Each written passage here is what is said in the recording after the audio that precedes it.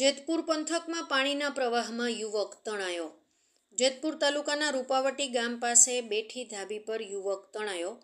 રૂપાવટી ગામના સ્મશાન પાસે બેઠી ધાબી પર યુવક પાણીમાં ગરક. પિયુષ મગનભાઈ સાદિયા તણાયો હોવાની વિગત. ડિઝાસ્ટર ટીમ તેમજ નગરપાલિકાના ફાયર બ્રિગેડ ટીમ ઘટના સ્થળે.